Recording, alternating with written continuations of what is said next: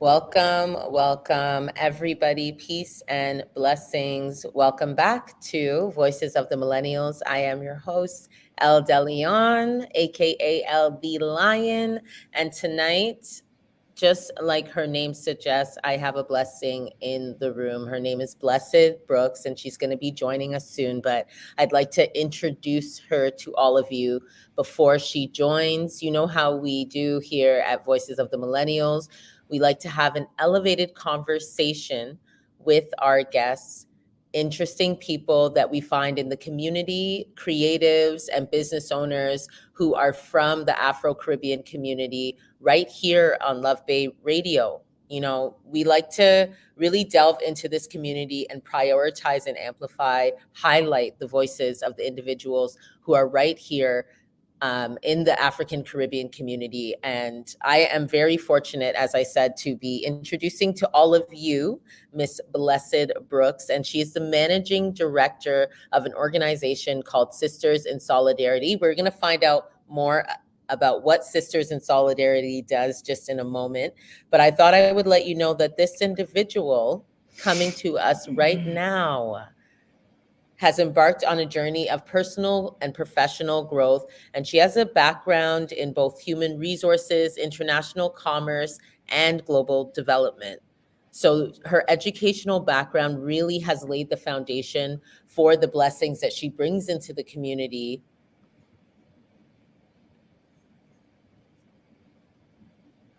And she has worked in marketing and communications for charities and SME startups. I want to know more about that for over a decade. So she's been doing this for a really long time, and we're very, very excited to have her in the building.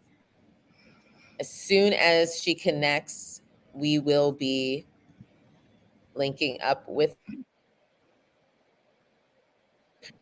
Can you hear me?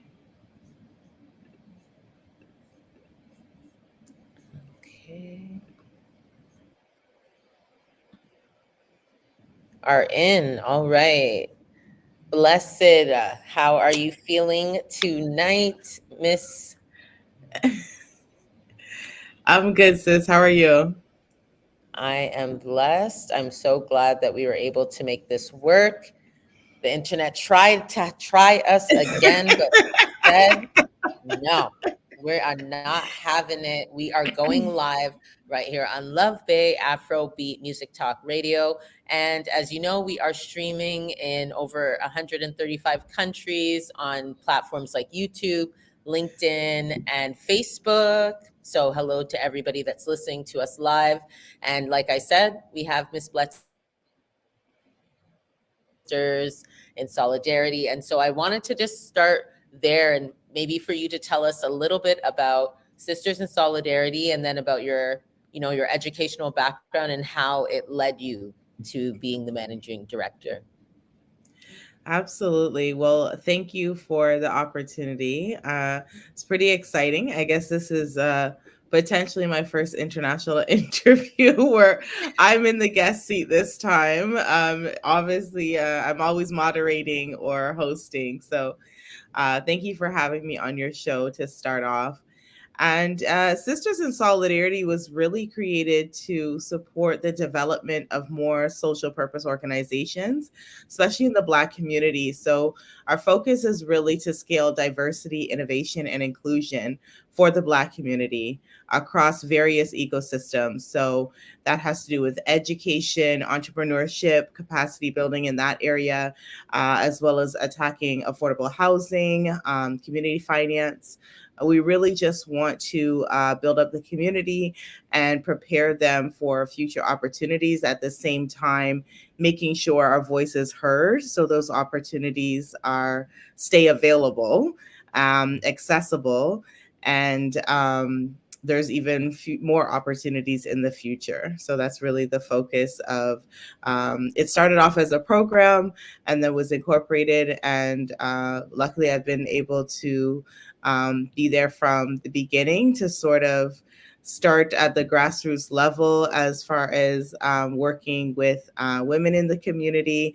And of course, I wear a couple of hats. So I'm also the founder and president of Her Network. And that was something that was sort of birthed out of my own entrepreneurial path and journey.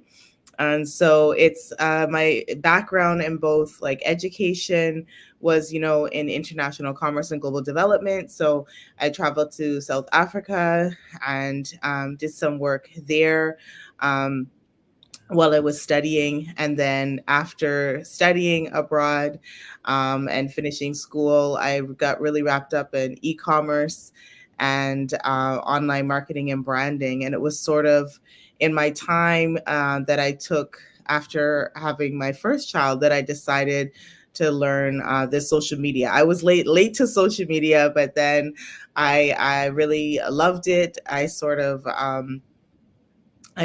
taught myself how to do graphic design with Canva and video editing with iMovie. And so with that, while I was home on somewhat of a maternity leave with my daughter, my firstborn, then I started doing stuff for my church at that time. And it sort of just snowballed from there as far as, supporting initiatives on the back end through branding. And then I ended up, starting my marketing agency and firm, and that has evolved. And I think it's when people saw me in that space doing marketing, branding, and communications for not for profits, charities, and churches that eventually it made sense to come alongside and do the work. So that's how it sort of the two merged, where I was an entrepreneur, but also doing servant leadership, working endlessly on the back end of the church and ministry work. And yeah, and then it sort of all came together, and here I am, managing director of Sisters in Solidarity. I'm also the founder of the Black Women Procurement Network and the ED there. And so I love all of it. And everything that I do, it's supporting Black, Indigenous, and women of color around economic development, empowerment, and a huge focus on entrepreneurship. Hmm. Fantastic work. I told y'all, big blessing in the community. And I'd love to know, I'm sure lots of people ask you, but I don't know if I have. And so I have to take the opportunity to know how you got the name Blessed. And did it inspire you to do the work, all of this amazing work that you have done in your life so far? I guess you can kind of say the name. I don't know if the name pushed me to do the work or the work led to the name, but it was really, I do get that question a lot. To answer your question, that's typically the first question I get. Is that really your name? And how'd you get the name? So I don't know. It's so funny because when people ask me like how or why or where it came from, my question is like, why haven't other people taken it? Because really what it comes from is reading the Bible. When it talks, it Mm. says, I'm never good with addresses, but there's a scripture that says her children and her husband call her blessed. Her family calls her blessed. And I believe it's after talking about like the Proverbs 31 woman or a woman of honor. And I think just the way that it hit me when I read that her children will rise up and call her blessed, that I just ran with that. It was just like, once I heard that, I never let it go. Mhm. And I sort of rebranded myself a long time ago as Blessed Brooks and never looked back. That's amazing. That is fantastic. And I really love, because like myself, I also have branded myself L, and I really do, use L in so many different ways to inspire myself to keep running with the name that, you've given to yourself, because names are so important. And I would love to know one thing that you didn't mention, but that I know. And amongst the many, many amazing things that you do, you are a mother as well. Somehow you manage, oh, you did mention that you had your first child, but Mhm. yeah, that you are a mother as well. So you've been able to somehow find success helping others as well as raising your children. And I'd love to know, how you have implemented that into your journey to either inspire you or, speak about, some of the challenges that you might have had in keeping going with all of these things. But, we know how it is. Being a mom, I definitely understand. You know how it is. Yeah, it's no joke. It's so funny. Me and a couple of girlfriends had recently said this past week that, relationships are not for the faint at heart. And so there's just so much going on. There's so much to life, and you touched on challenges. It's definitely a thing. I think that for me, it's funny because my children, I feel like they influence like both of the pivotal times in my life. So um I ended up like becoming a doula because of the health challenges I had with my first postpartum recovery, so my first pregnancy. And so it was discovering that health challenge and fibroids and healing from that really like So opened sorry. up. That's okay. That's what led to me starting my doula work. And then it was with my second one that I decided to open up my home to support other women. So between the two of them, they've really impacted the work I do. Mhm. I'll let you get settled. Yeah, sorry, just moving locations. No problem. Sorry. Sorry about that. Yes, go ahead. Yeah, so my children, like I said, really ended up being the ones to sort of push me in the direction of both entrepreneurship and then, serving the community. Um, and then I would say, as far as balancing it all, it really comes down to community and village. So I'm a really big believer in building the necessary village that you need, because you really can't juggle all of this without it, I don't believe. Um, it's definitely a lot being a business owner alone, let alone like juggling that with children, your own personal health. Sometimes, you're moonlighting, you have a job as well. And so you need to have a good, solid village. So many different times in my life, I've definitely been able to fall back on and depend on my own family, but my church family as well. um, and that's been, I think, a huge thing for me. Even when I had my daughter, I was in my last year of school, and I was able to finish that last semester because of an elder from the church who stepped up to watch her while I would go to school. And then when I'd come home to pick her up, or when I'd come to pick her up, there'd be like a hot meal, and my daughter would be bathed and ready for bed. And so that kind of support makes it possible. So I've been so blessed and fortunate to have that, right up until today, where people help me in picking them and dropping them and getting them to appointments and planning birthday parties. Luckily, I have a village that helps me and makes that possible. So get you a good village is what I'm going to say is the key Mhm. to that. That is amazing. That's fantastic how you've been able to pull that together. And I wonder if any of that has spilled over into your ability, as you mentioned, like you're the ED of another organization. And I'd love to know kind of the journey that you've been able to craft, and what are some of the advice and gems you think that have come along the way that have kept you on the path to this success? Yeah.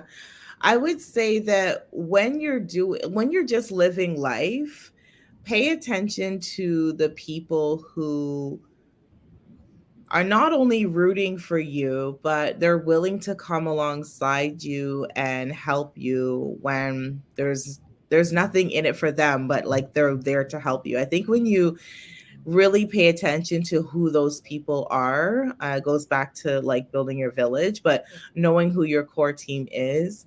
It's really important because when opportunities arise, one, they'll think of you if you're the best fit for it. And two, if you discover something and you know that it's something that you're going to need a team for, you know who you can count on. So I think that it's in building your network and knowing how early your network starts, because the series of events that led to me going to school where I went to school, which led to me meeting the people I met, who now, have put me in different positions and opportunities in rooms.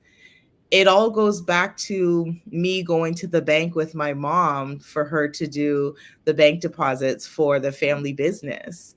And I was there, barely looking over the counter, and she was telling them that I needed a co-op placement. And they just love my mom in there. And so they're like, oh, she should apply. Da, da, da, da, da. And the rest is history. I applied. I started as a co-op student at the BMO Bank of Montreal. Ended up working, starting like part-time in high school, and then it just snowballed from there. So to think that where it had taken me, that co-op placement and those connections that were made there, I have friends to this day that were because of that co-op placement. So even the opportunities that we create for our children, understanding the network that they are building and just how early it starts, I think it's profound. But it plays a really key role in where you'll end up, and who. It's your network is your net worth. So get in the right rooms around the right people, be intentional. And I always talk about having your core team and building a dream team, and know the rooms that you want to get into.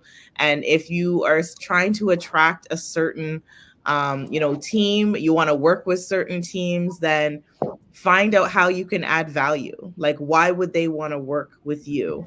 And sort of reverse engineer it, and eventually everything will align. And I truly believe that. So speaking things, writing things down, knowing what you want, being intentional with your time, eventually you will draw those things into your life. That is beautiful advice. And I love what you were speaking about, that one of your inspirations was getting into the family business early. So I'd love to know about your early days, and, what was your upbringing, and what was the family business that you were involved in that kind of inspired you to be an entrepreneur as you are now? Serial entrepreneur, by the way. A serial entrepreneur, to be specific. Yeah, so the family business was actually construction. My dad is a professional cement finisher. I think he has single-handedly trained every Black man that is a cement finisher in the GTA and surrounding. They all at least started with his company. He's trained many over the decades, 40 plus years. And so my mom ran the back end of his business while, he was working in the field and training. And so I saw what it was like to run a family business very early in life. And I don't know if it was that part of it that attracted me, but I definitely was exposed to it very early. My dad also used to sell firewood. Um, so, and then we used to breed puppies. We used to breed dogs, German Shepherd dogs. So, Serial a serial entrepreneur. entrepreneur. Yeah. So it was definitely in the blood. And then, we also have family that was into natural healing practices historically. And so I think long before I became a doula, I was exposed to other ones like Mary Kay. And I think the first maybe thing that came into the house was Pampered Chef. That might have been the first sort of work from home business I saw. And my mom did that for a little bit. But yeah, I saw it early. I think when I was a child and I pictured myself older, it was more of the aesthetics of what I pictured. And I saw myself and like a two-piece skirt suit with a cell phone and a briefcase. Like it was an image that I had in my head and not a title. Mhm. And so I it's hear. funny because that could be a lawyer, but it could be an entrepreneur. So I feel like I have fulfilled my childhood dream because that image, I mean, everyone has a cell phone now, but it wasn't clear what the job was. I just felt like a boss, looked like a boss in the picture. And yeah, so Every evening that's I what have it is someone now. burn out every single one. That's amazing. I love that. The corporate girly. I do remember playing Office with my sister, and we would just scribble on pieces of blank paper. Just like I would just feverishly be writing, and just like chucking the papers everywhere, and like, oh, get this in by 5. Yeah, it was. You were really This into was. it. I was. I do not work in an office now, but again, like you, I agree. It was the image, like the feeling of what we deemed success to be. Yes, And yes, so I'd yes. love to know, you said that you have fulfilled your childhood dreams, or, you're starting to, and I'd love to know, what is your definition of success, and like what has helped you to kind of, come to that understanding? Wow, my definition of success. I think that you have to write the vision for the life that you want. Because if I was given $1 million and if you were given $1 million, we would do different things with it. But what things are going to make you happy? Is it cottage? Is it a beach? Or is it right where you live now but not having to leave? And so I Mhm. think when you write the vision for your life and then you start to achieve those things, that's the beginning of the measurement of success, personal success. So there's so much that goes into, I think, writing a very intentional vision for your life. Knowing your human design, I think, is one key element that a lot of time people sleep on. But I think if you're aware of how to sort of make decisions with your own personal human design, and then you know your passions, your interests, and your strengths, if you start there, I think it's such a good foundation. And then you'll understand why you want the things you want, and then also how to attract them or achieve them. And so once you know your strengths and the best way to go about them, you again write that vision, make it clear. Every successful person that you ever hear about on the face of the earth never says that they're overnight success, or they just stumbled upon this. Like, they typically had a plan. Mhm. And then some people are big on journaling and writing it down. Some people may say that they don't, but there's so many other ways that people end up attracting into their life what they're looking for.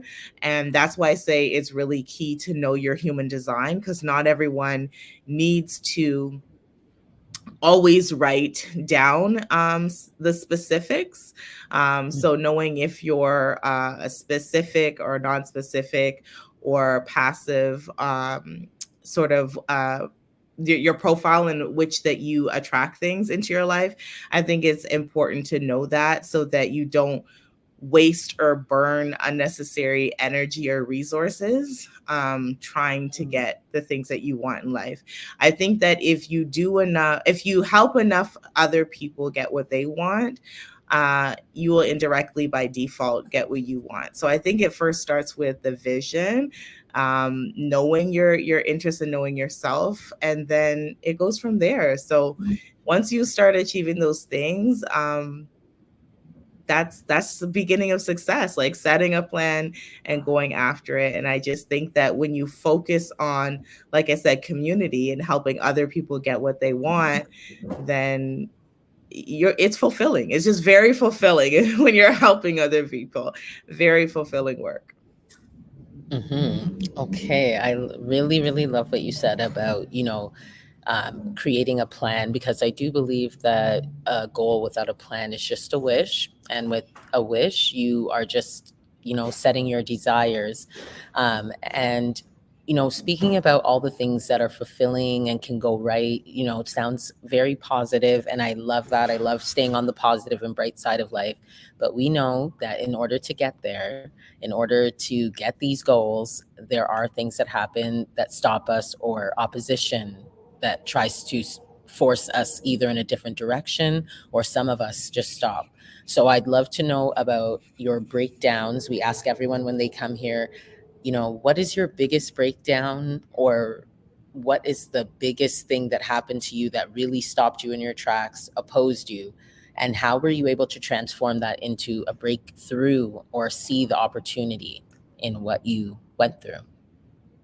Wow. I know it's a heavy one. So, some It's people, they answer metaphorically, philosophically. They don't say specific. Some people say specific things. So, wherever you want to I go know, with it. right? Yeah, Yeah. no, I've seen enough Kendra G shows to know some people are very detailed. Some people Kendra G. overshare.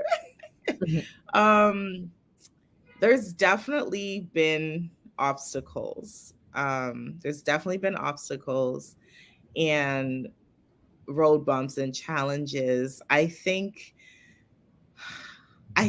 gonna stick to like general because there's constant ones. Like that's the thing. I think like I've noticed in my life, like you don't realize that you're a superwoman until people start telling you that. So Mm, unfortunately, right, this resilience that we talk about as Black women often means that sometimes we're so used to the struggle and the challenges, and we've built it up like this tough exterior and like this tough skin, right? And so I feel like I remember one time there was something going on, and when I finally shared it with a friend, she looked at the letter of the date of like the email, and she's like, "This was 2 days before my party. Like, how were you still helping me? How were you still present?" And I'm like, yeah, so I they think don't know. that, uh, right? So people show you. Sorry, I just realized I don't want my thing to die. 1 second. My Oh, computer. yeah, no worries. Yes, we cannot let it die, y'all. We want the conversation to keep going. We're just getting to the tea. Isn't it crazy? Because like the last time we tried to connect, there were so many challenges I and know. it's No, not we're letting gonna up. get Listen, through can you go this. over there and plug in We gonna my get through this. We have like, yes, we are. we're halfway through. Oh, it's right there. I love it. It's I real don't I life don't want it happening. to die. That's what I really It's like real about life. this. Real life. Real yeah, real obstacles. Real life So just keeps happening. yeah. For me, so obstacles, they've definitely come. Um People are disappointing, situations, challenges come. They're definitely going Mm, to come. I think that it's so important. I understand why they say, like, know your why. Anytime you start any sort of business coaching, they always start with knowing your why. They want you to go back to your why when it comes down to, you know, sticking it out, right? mhm, And so for me, it's not just knowing my why and understanding like it's bigger than me, but you also still like need to someplace where you can just go and be grounded, and you need a circle of people. Sometimes it may only be one, but someplace that you can go for refuge and, you know, mm, to be built back up when you need to be reminded of who you are, a place where you can be soft and, you know, not be hard and strong, because we have to deal with so much on a daily basis and we take so much every day that you need a space, a safe space that you can go and be soft and be vulnerable. So that's one thing too that we created with her network, is that kind mm, of space. So I found in my doula work that people would be coming in as I own the Yoni Spa, people would be coming in for a Yoni steaming treatment. And my original plan was to set them up, make sure they're good, disappear for 30 minutes and come back. But I found in my earlier days, people would always be like, oh no, where are you going? Like, come back. Like, tell me about this. Like, how'd you get into this? Like, tell me more. And so it very quickly became like 30 minutes of sitting down and talking with Bless. Like, Mhm. so I can there'd be imagine. so many, yeah, so many conversations. Um, and then so people would come in, and because they had heard about me, or just coming in, soon as they'd come in, they'd be so comfortable, and they'd immediately go into their dramas and their traumas, and Mm. the reason why they were there. And I realized how much we both really took away from the conversation, how much it meant to them. We'd cry together, we'd laugh together. People would tell me, how much they needed. Sometimes I got to the point where people were coming more for the talk, because they were coming to pick up. They already had a stool. They bought the stool from me. They had the Mhm. herbs, but they would book an appointment to come and sit with me to pick up more supplies. And so I saw how rewarding those conversations were, very therapeutic for them. And I also tell people, like, sometimes the people that you're pouring into can't necessarily pour back into you, but don't even watch that, because someone else will fill your cup, someone else will be that one for you. And so I really appreciated, like, being that one for a lot of people, that they could be vulnerable and they could be free and comfortable to be themselves and to bear it all. I wasn't, the girlfriend that was gonna, judge. I wasn't the spouse or anything like that. So being that for them was everything. And also, like I said, knowing that I needed that space too. So I think that's definitely what I would say is my solution to dealing with obstacles. So there was like Mhm. a bit of solace in, like, meeting so many women that we could relate and, like, see the similar challenges and hear what they were doing to overcome them. So we definitely created the sisterhood, which is now her network. It all started from a lot of those conversations in my doula work. Wow, that's amazing. And speaking about your doula work, because I don't think, we've touched on it, or you have touched on it in some points in the conversation, but I'd love to know what that journey was like and how you came to that profession, because I think that it's one that not a lot of people know about. So if you'd even let them know what a doula is, because I don't know if everyone knows that that's an option that they can have Right. for childbirth. So, especially in our community. Yeah. So I think they're definitely starting to pick up and be noticed and recognized. Thankfully, midwives are finally starting to get the respect that they deserve as well. Yes. But doulas are really support people to women. And a lot of time people only think of birth and labor doulas. Mhm. But really, it's just supporting a woman in some part of her journey. So sometimes it's postpartum. It could be for labor. It could be for. I'm a fertility doula. So what happened with me is that I discovered yoni steaming because of my own challenges with fibroids, Mhm. and then I started offering the service to other women to just how I wanted to help them, but also, like, be more proactive. So I was encouraging women to do this, like, regardless of being diagnosed with PCOS or endometriosis. Like, you should just be yoni steaming, just like you should be going to the gym, right?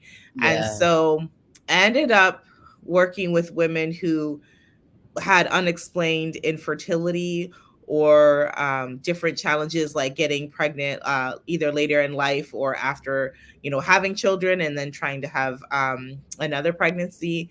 And so unintentionally, they were coming in to enjoy just the steaming, but then they were getting pregnant.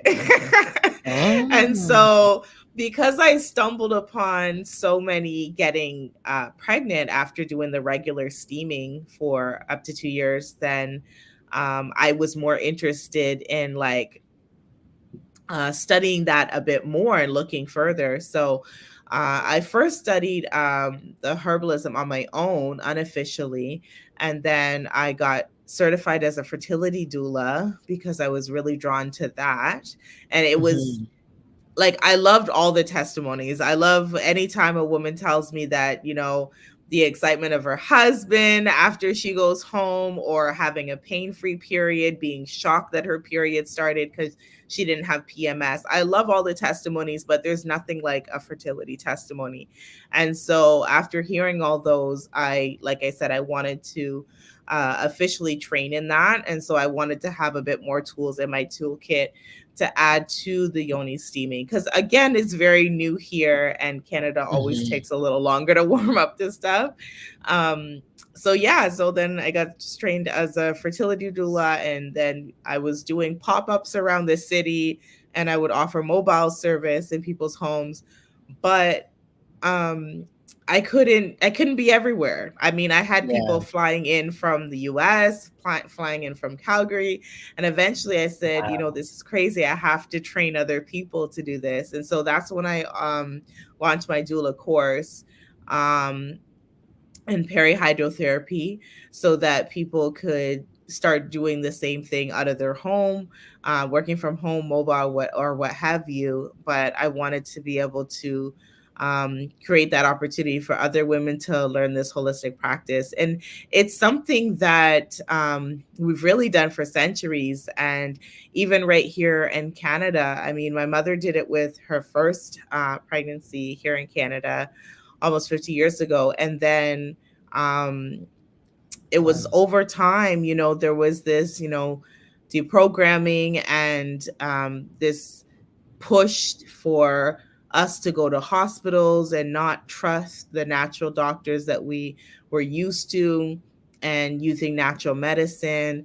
And so, she got caught up in that doctrine and sort of let those natural ways of healing and restoring the body go over the years. And so it was when I discovered it after hearing about the fibroid and the need for surgery that I was already sold on it, because I always loved the natural way of healing. And so it Mhm. made complete sense to me. And so, yeah, that's sort of how I discovered it and wanted to share it with everyone else. That's sort of how we got into the yoga spa. Wow, that is fantastic. And thank you for the education to anybody that's out there, looking for an alternative. But actually, it's just going back to the natural ways, which is, really the key piece of information that I'm Hmm. so glad that you were able to share. And I'd love to know, now that you have all of these experiences, all of this learning, where are you at now in your career? And what is next for Blessed Brooks? Wow, that's a good question. Um, so I I like you said, I'm a serial entrepreneur. Mhm. So, which business you um, starting? I'm a serial entrepreneur, but the pandemic has shaken things up. I had an injury that messed up my back and really had to sort of set me back a little bit. And then once I started doing the social work that I've been doing now, um, I I've started training other people to sort of work in my other businesses and establishments. So what I'm doing now is so more so training, mentoring, and coaching around with the marketing firm, the branding firm, as well as the doula work. And my focus is in building more like systems and ecosystems that can support our community. So the reason why we started her network was because like I said, I was working as a doula out of my home. I wanted to be able to work outside of the home, have a commercial space, but I wasn't ready to take on that overhead. And so I felt like there was a need for a co-working space for health, wellness, and beauty professionals. And so I wanted to create that. And I knew that when I did have a commercial space for Yoni Spa, I wanted it to be a co working space with other professionals doing nails, brows, whatever. Also, even a health clinic for having, a birthing center for us. So I had this big vision to like house, women in trades and STEM, and that has sort of evolved over time. And so now we actually got our first official space. So we're really excited about that. So Congratulations. we thank you so much. So we got a space to host our events and things like that. And we're looking at expanding to have the co-working space upstairs as well. And so that's also part of the dream come true. So, it Yoni steam like my doula work is what got me here. But definitely a lot of my energy and focus is, like I said, on building systems and ecosystems that are going to support not just the doula work, but all of my clients and all of the work that they want to do. So that's definitely where my energy is now, supporting Mhm. our community and capacity building and creating opportunities for us to grow. But I'll definitely always be, some sort of silent partner or pop-up coach for all of the other work that I've done as well, because I do have a passion for, branding and communications. And that, all funny enough, once I studied my human design, I saw that aligned completely with who I am, which makes a lot of sense. But I also loved helping people as a doula. I feel like I was a fertility doula, and now I feel like a purpose doula or something. I feel like now I'm also Mm. supporting people in, developing their plans and their purpose and how to achieve it. So still doing similar work, just a little bit different hat, a little different route. But yeah, I feel like the last 20 years has been preparing me for this moment in time right now. So that's my focus at this point. Mhm. And for your new space, for the folks that are within the GTA, is there a city location or any, links, website that we can go to if we want to rent out this space? Because For space is an sure. issue for sure in the GTA. Yeah, we hosted our first event April 1st. It was on the West End. We had to rent the space, order food, rent out the decorations.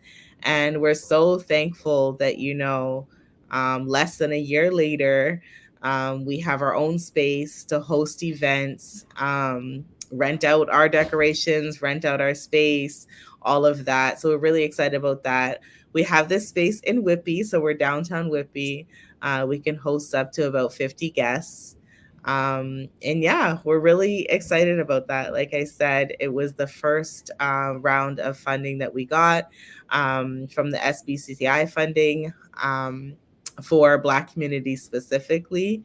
And it was given to diversify revenue streams, and we decided to focus on developing that revenue stream. So we're really excited for the opportunity, so happy and just grateful that we were able to get the space this year. And we're having our first couple of events this weekend.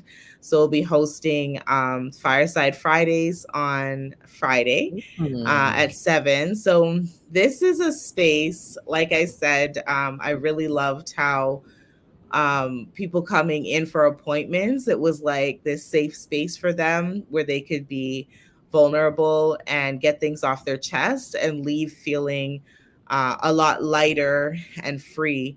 And so this space is for women to come together on Friday evenings to do that, to Mm. unwind from the week, just express what they're going through, and be a shoulder to another woman. So what we used to do is meet online on Mondays and Friday mornings on Clubhouse. And that was a great safe space because you didn't have to worry about what you look like. You could Yeah. connect with women from all over. It was perfect. We love that. Clubhouse has recently just changed its whole interface, and it's no longer user friendly. It no longer works the way it used to. It doesn't really serve. And Oh. so, yeah, so this is now our first in person version of that. but like I said, it's that safe space. If you think about the scene at the end of the movie of Waiting to Exhale, when she's talking about what she had gone through, and she's saying it in a third person, and then her friends realize that it was her. So Mhm. just taking that, if you just capture that, like sometimes there's people that you know and you think you know them, you don't really know the baggage they're carrying, and then the way you can empathize with them and care for them differently. So that's what we plan to do with Fireside Fridays, is just realize how much other women can relate to what you're going through and remind you that you're not doing this alone. There are other women around you who have either been through it or are going through it, and you don't have to feel alone. So that's Fireside Fridays, which the first one is going to be this Friday. We're really excited about that. And then we'll be having a Nice. soft opening on this Saturday. That's fantastic. Big congratulations. I'm so Thank excited you. to check that out in my neck of the woods, finally, for us by us. Super excited, and everyone should go check it out. Is there a name to your building that you have now, your safe space? Yes. So this space is actually called the Creative Playground. So it's Mm, CRTV. So we also have a photo booth to rent out for your corporate events or parties. So that let's is also go. CRTV. So the Creative Photo Booth and the Creative Playground. Is what we're going with. So, and both of those are subsidiaries of Her Network, HERR Network. That's amazing, amazing, amazing. And are there any other businesses, any secret businesses that you might want to let us know about, or ideas that you are, toying around with, and that maybe you're looking for collaboration, support, or you just want to, put it out into the universe, manifest? Yeah, always looking to collaborate. I would say, I don't know about any other secret business. I'm gonna say that my I'm gonna stick to this. My background and expertise and passion and interest is in, like I said, branding, marketing, communications. I would say that now, working the past couple of years in this area of, social finance, I feel like there's a need for the merging of the two. So I would like to support not-for-profits, charities, and churches with their branding and marketing and communications. So I think that Okay. is definitely my next focus, is to put together packages specifically for them. Actually, we've already started that. So I've been working with my team to develop packages to sort of start to support, Black startups, because they want to Hmm. do great work. And sometimes, like, the passion is there, the work ethics there, and everything. But just like, how do you brand it? How do you bring it to the world? Yeah. And so I want to help our organizations with that. And so that'll, once we have the venue space up and running, and the team can manage that well, and we're good to go, then the next focus will definitely be on supporting the next generation of organizations coming. So we're actually, I think on Sunday, we're going to be hosting a wraparound session for writing the grant application for the next round of SBCCI funding. So we've already encouraged a few women to register their organizations. And so with Hmm. that, we're going to help walk through writing the grant application. And that was the first one I wrote, and we're successful. And so, again, just reaching back, Her Network was created to Hmm. just, there's something that that you can help teach someone else. And so, Absolutely. as long as you've already done it and you succeeded, then reach back and show someone else. That's why I love that part of your bio that you said you're a human elevator. And as Mhm. you're lifting and climbing, you're also pulling others up. And so that's what we want to do with this space. We also, some of the programs, I'll quickly touch on them, Mhm. because we do weekly capacity building sessions. So right now, we Sisters in Solidarity has been hosting the Sisters in Solidarity program, which is helping Black entrepreneurs in like their development, starting their brand, launching the brand, managing afterwards. We Mhm. do Sis I Got You, which is a capacity building session on Wednesdays where we take different apps or softwares and do training on it. So we've covered Okay. Canva, ChatGPT, MailerLite, Wave. The upcoming one is going to be Google Suite. So sometimes Okay. we know how to get by with them, but there's so many features that we haven't unlocked. And so if you tune into that session, then you get, free training around that. As Mhm. you know, you were our first guest on the Her Work Speaks podcast.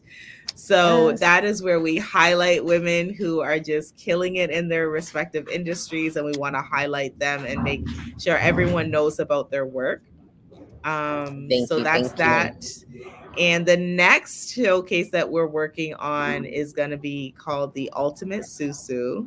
So we Mm. believe that the Susu has had its place in time, in history, and has been very supportive in pushing our community forward.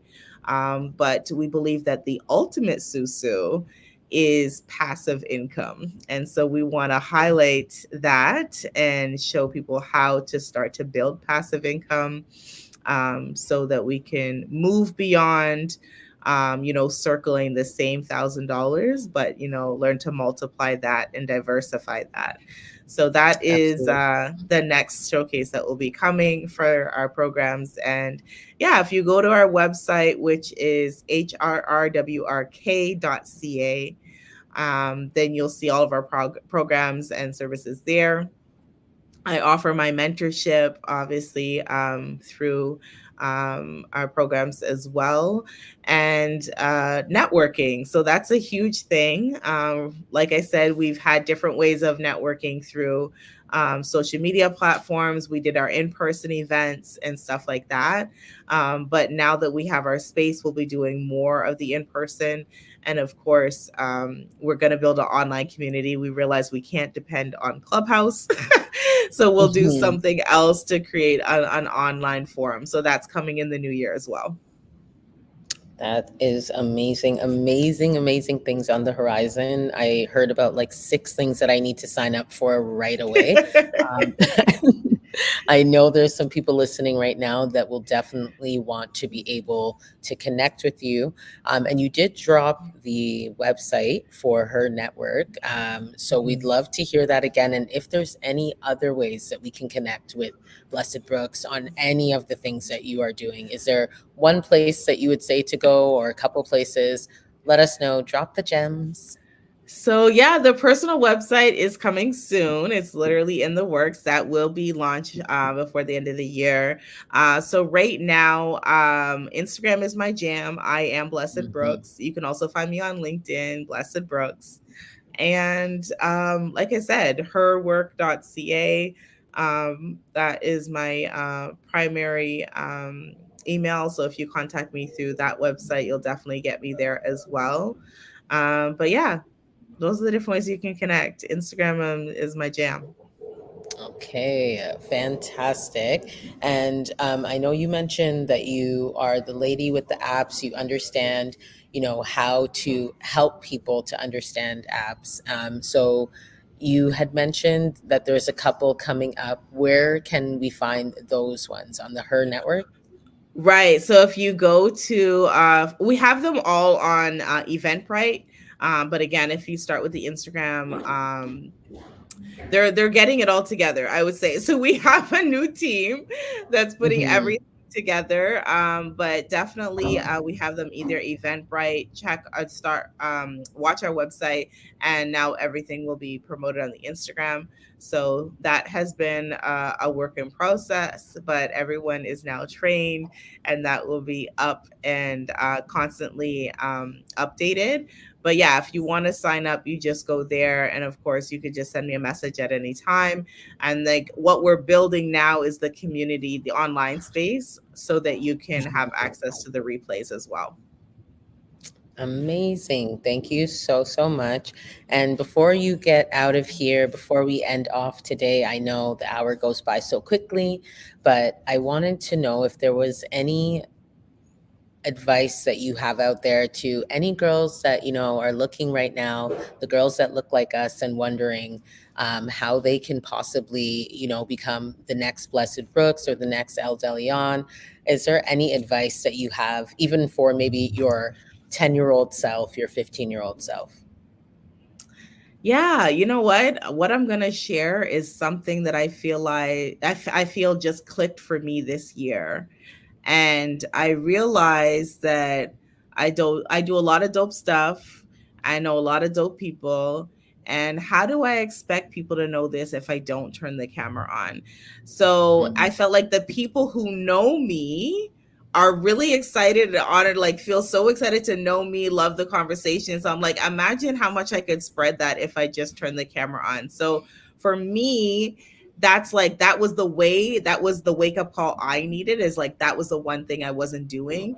But in general, I'm going to say to brand yourself, because put yourself together, put together, like what's great about you, what you love to do, what you want to do, and put that out there as a personal brand. And so you can shift from applying to jobs to jobs applying to work with you if you Come on. just brand yourself.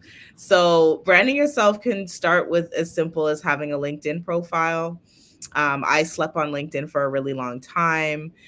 You can grow into having your own branded website, but just brand yourself online and brand yourself in general. Like, what do you want people to know you for? That's, I think, something I struggled with for a long time because, as they say, serial entrepreneur, just being a hustler, like doing this and getting in No. that, like experiencing everything. So, knowing exactly what you wanted to be branded as an expert in or authority in that space, and then building your brand around that. I think it's important to build your brand. That's how you're going to be the next anything. I always reference like Issa Rae, just self-recording and posting to YouTube. Like, she created space for herself.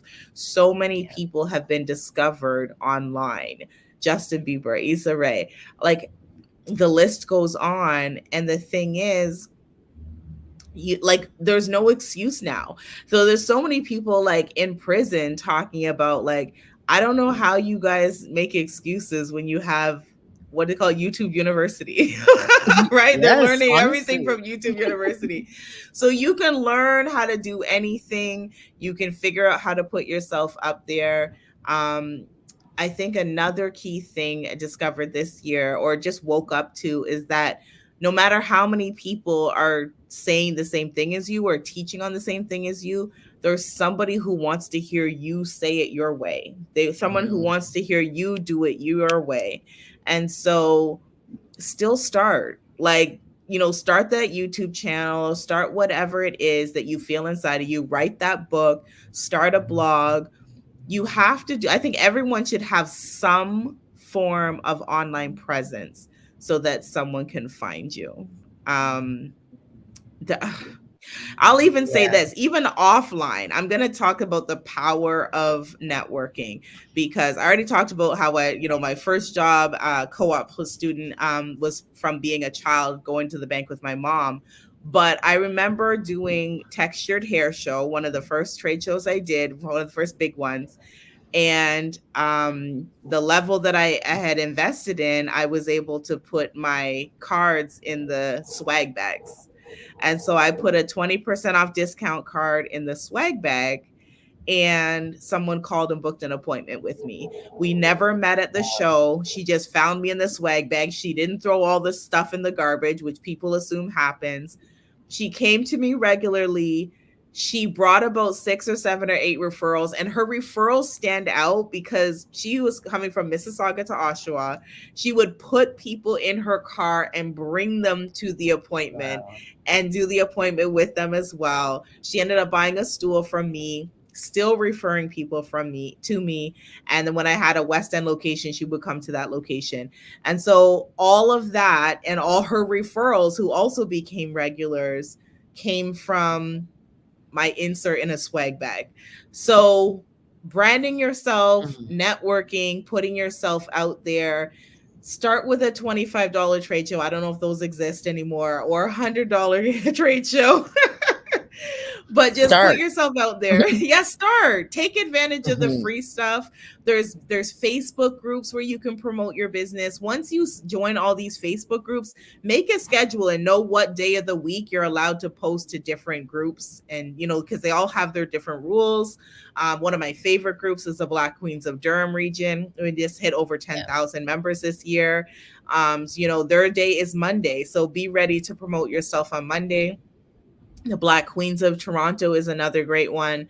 And so Mhm. just have a schedule and stick to it. If it becomes overwhelming, hit us up. We'll help you with that.